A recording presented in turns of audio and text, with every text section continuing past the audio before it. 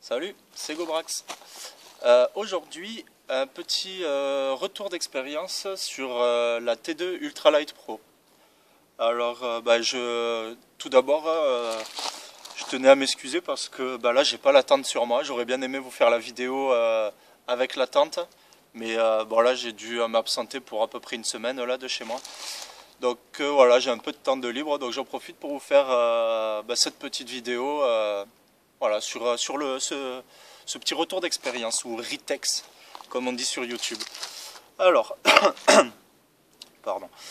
Ouais, je vais commencer par les points positifs. Oui, par les points positifs.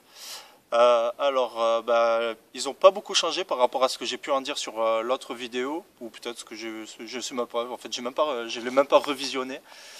Alors, les points positifs, c'est son encombrement. Tout simplement, en premier, parce que c'est vraiment une tente, quand elle est pliée, qui est compacte, qui fait à peu près, pour vous donner une image, ça fait comme à peu près le volume des grosses bouteilles de 2 litres là, de soda qu'on peut trouver là dans le commerce.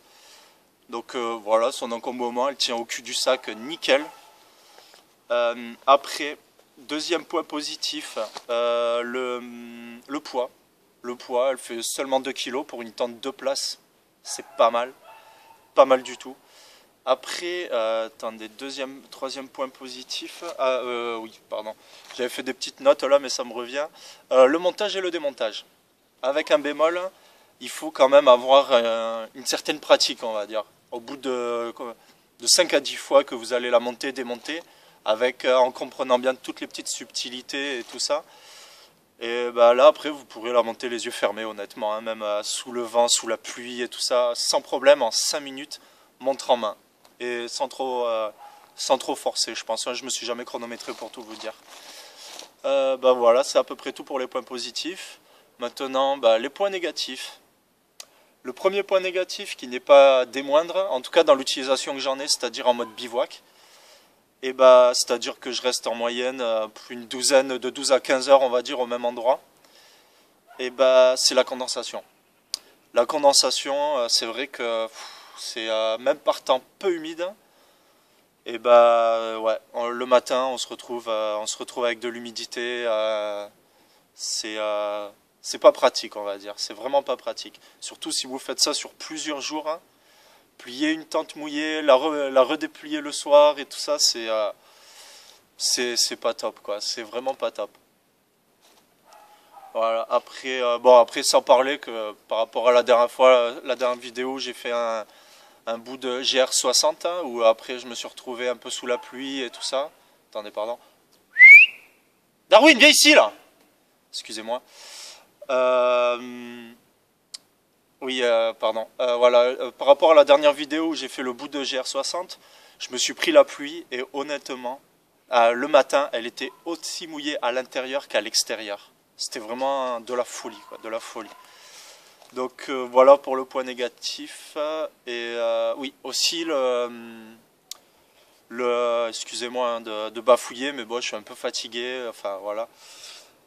Oui, deuxième point négatif, l'épaisseur du sol, la petite bâche qu'il y a au niveau du sol, elle est vraiment fine, fine. Un exemple, je suis allé camper avec un pote là au-dessus de Saint-Martin de Londres, pour ceux qui connaissent, et on a posé le camp dans un champ blindé de chardon. Je me suis défoncé les mains en rentrant dans ma tente là, parce que j'avais pas vu que j'avais posé la tente sur un vieux chardon sec. Et ouais, je me suis explosé les mains en marchant à quatre pattes, quoi, parce que voilà, les épines ont traversé le sol. Après, je comprends qu'il faille faire un compromis entre le poids et l'épaisseur des matériaux. Mais honnêtement, j'aurais pas craché sur 200-300 grammes de plus et avoir un sol digne de ce nom. Enfin, une bâche entre guillemets digne de ce nom. Voilà, c'est à peu près tout pour les points négatifs et les points positifs.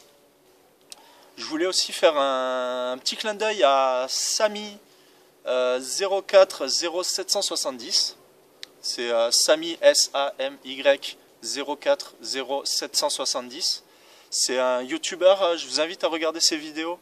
Enfin, si vous aimez le VTT, parce que il a l'air vraiment calé, ça a l'air vraiment d'être son truc. Et on a échangé 2-3 messages, parce que moi j'ai un petit souci avec mon VTT. Franchement, j'ai pas été déçu de la réponse. Bon, après, ne le harcelez pas, sinon il va me tuer. Mais voilà. Et aussi, Samy, je voulais te dire par rapport à la tente Ferrino Light Tent. C'est une tente que je connais, parce que tout simplement, bah, justement, avec le collègue avec lequel je suis allé camper à Saint-Martin, et bah, il a cette tente.